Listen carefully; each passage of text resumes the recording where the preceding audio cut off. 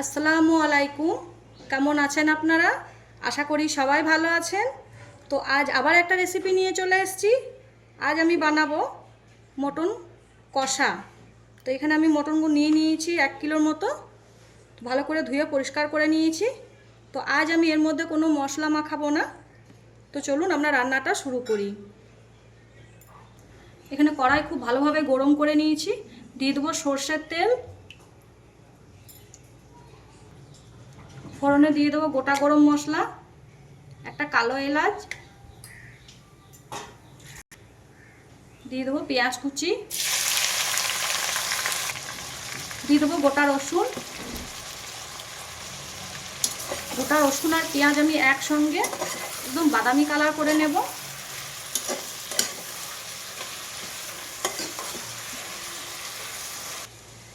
এখানে আমি একটা বাটিতে পানি নিয়ে নিয়েছি।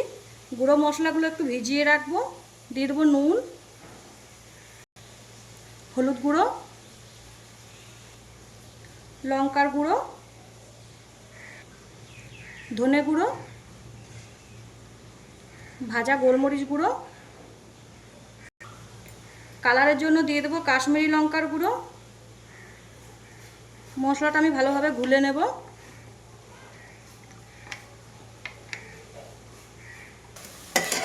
পেঁয়াজ রসুনের দুটো কালারই চেঞ্জ হয়ে গেছে, খুব সুন্দরভাবে বাদামি কালার হয়ে গেছে।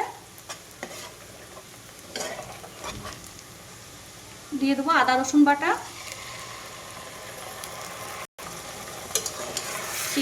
কুচা পেঁয়াজের সঙ্গে আমি আদা রসুন বাটাটা খুব ভালোভাবে কষিয়ে নেব। এর মধ্যে যেন কাঁচা গন্ধ না থাকে।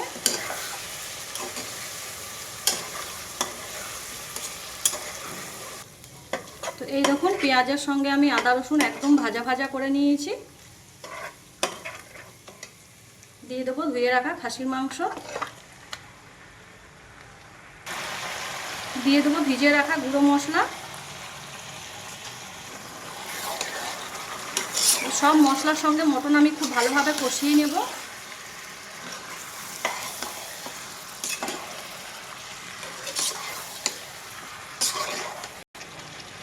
দিয়ে দেবো কেটে রাখা টমেটো,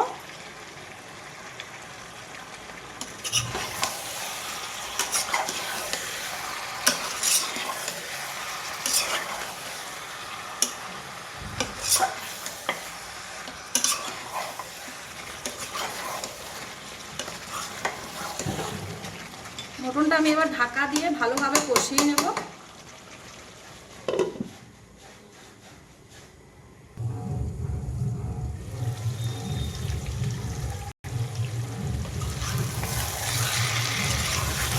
মাংসগুলো খুব ভালোভাবে কষানো হয়ে গেছে।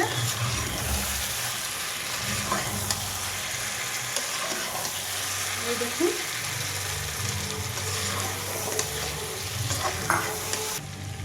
এখানে আমি আগে থেকে গরম পানি করে রেখেছিলাম, দিয়ে দেব।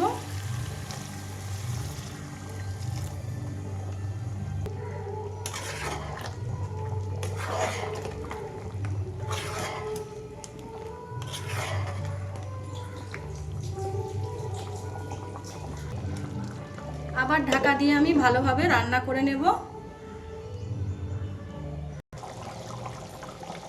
দিয়ে দেবো ভাজা জিরে গুঁড়ো, আপনারা গরম মশলা গুঁড়োও দিতে পারেন।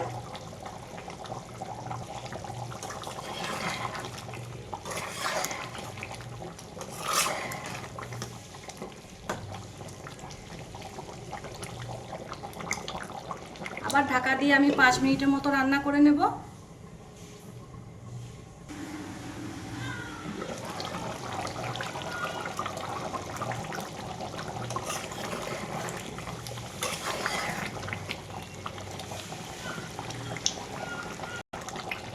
মাংসটা খুব ভালোভাবে রান্না করা হয়ে গেছে। উপর থেকে আমি দিয়ে দেব ঘি।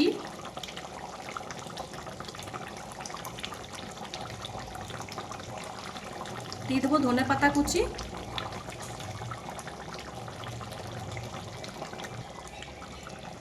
এবার আমি নামিয়ে নেব।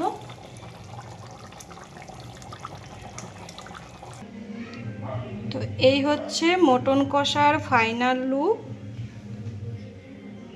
এই রেসিপিটা যদি আপনাদের ভালো লাগে প্লিজ একটা লাইক, কমেন্ট, শেয়ার করে দেবেন। ফেসবুক থেকে দেখলে আমাকে ফলো করে দেবেন, আর ইউটিউব থেকে দেখলে রেনুর নিজের স্টাইলে রান্নার চ্যানেলটিকে সাবস্ক্রাইব করে দেবেন।